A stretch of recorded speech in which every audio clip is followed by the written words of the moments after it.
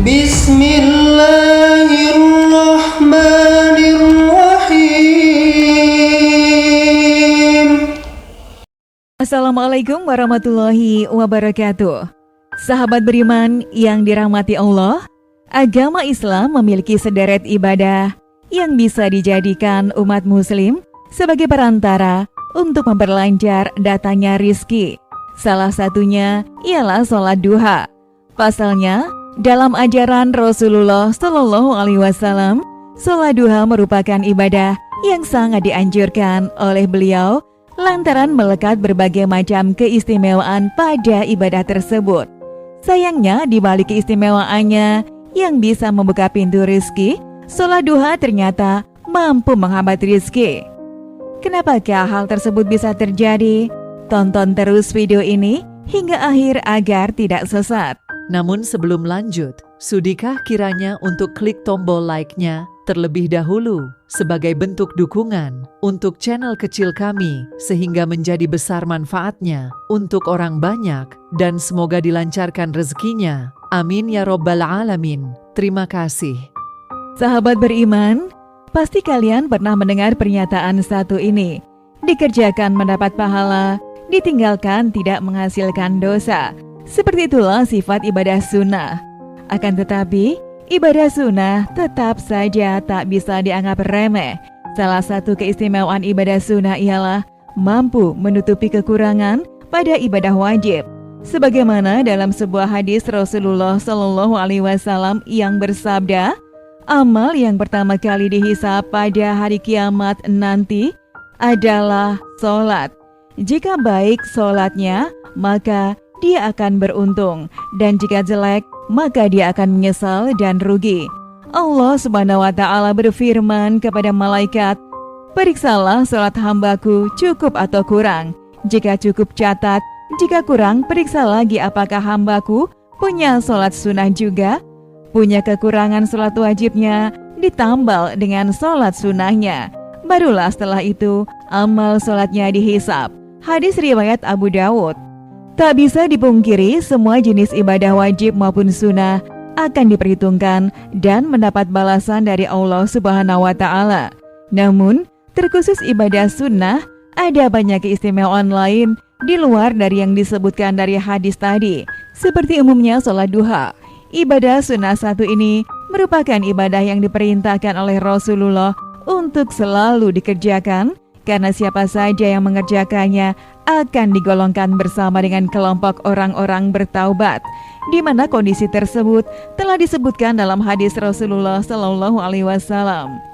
Tidak ada yang menjaga sholat sunnah duha selain para awabin, sebab sholat duha adalah sholatnya para awabin.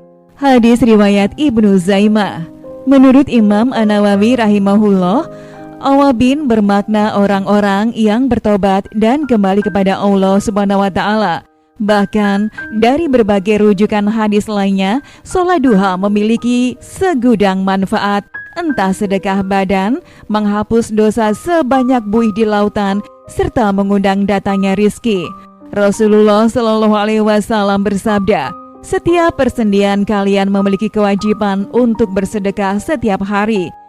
Maka dari itu, setiap sholat adalah sedekah baginya, puasa adalah sedekah, dan untayan tasbih adalah sedekah, dan tahmid pun adalah sedekah untuk membayar setiap persendian anggota tubuh.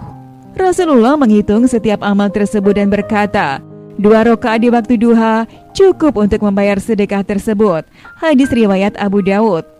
Muhammad Samsul Haqi Al-Azim Abadi berpendapat bahwa setiap harinya Allah Subhanahu wa Ta'ala memberikan kesehatan jasmani kepada hambanya, dan sholat duha bisa menjadi alternatif sebagai ungkapan rasa syukur sekaligus menjadi amalan sedekah bagi setiap anggota tubuh yang kita miliki.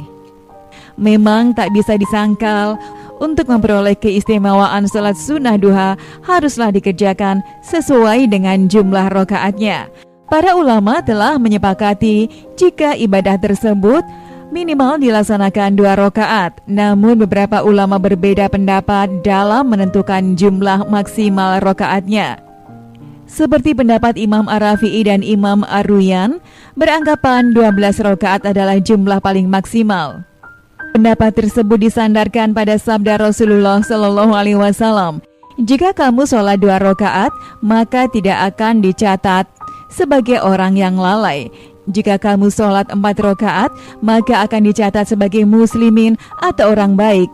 Dan jika kamu sholat 6 rakaat, maka dicatat sebagai orang yang senantiasa berdiri mengerjakan sholat. Jika kamu sholat 8 rakaat, maka dicatat sebagai orang yang sukses dan beruntung. Dan jika kamu sholat 10 rakaat, maka dosamu tidak akan dicatat pada hari itu. Dan jika kamu sholat duha 12 rakaat, maka Allah akan bangunkan rumah di surga. Hadis riwayat Al-Baihaqi. Sayangnya, dalil rujukan Imam Ar-Rafi'i dan Imam Ar-Ruyani memiliki kedudukan lemah dari sanadnya.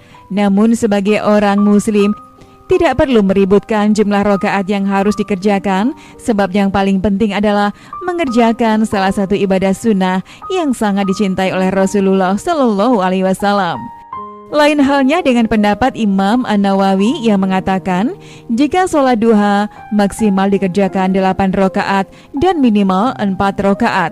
Hal tersebut dikisahkan Nu'ain bin Hambar, di mana beliau mendengar Rasulullah SAW bersabda, Allah Subhanahu wa Ta'ala berfirman, wahai anak cucu Adam, laksanakanlah untukku dan janganlah engkau tinggalkan 4 rakaat di awal hari, maka aku akan mencukupimu dengan sholat itu di hari akhir. Hadis riwayat Ahmad. Dari hadis tersebut, beberapa ulama berbeda pendapat dalam memaknai keistimewaan sholat duha, seperti dijelaskan oleh Syekh Saiful Rahman Al-Mubarakpuri dalam kitabnya berjudul Kecukupan dalam Kesibukan dan Urusan dan Dijauhkan dari Hal-hal yang Tidak Kalian Suka sampai Akhir Siang.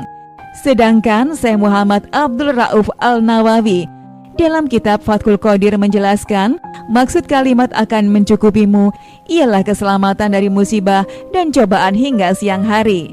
Dari dua pendapat ulama tersebut, memang tidak ditemukan sebuah penjelasan yang menyebutkan sholat duha dapat mengundang rizki berupa harta. Akan tetapi harus dipahami, konsep ini tidak selalu berbentuk harta dan materi, melainkan bisa berbentuk ketenangan hidup, urusan akhirat serta dunia yang lancar dan terhindar dari segala mara bahaya. Namun, untuk mencapai keistimewaan sholat duha yang telah Allah janjikan, seorang muslim juga harus mengetahui waktu-waktu tertentu untuk melaksanakan ibadah tersebut. Menurut jumhur ulama, waktu duha dimulai ketika panas matahari sudah menyengat hingga menjelang waktu zuhur, yakni sekitar 15 menit sebelum masuknya waktu zuhur. Sekian video dari kami, mohon maaf jika ada kesalahan. Dan terima kasih untuk sahabat semua yang telah menonton video ini sampai selesai. Wassalamualaikum warahmatullahi wabarakatuh.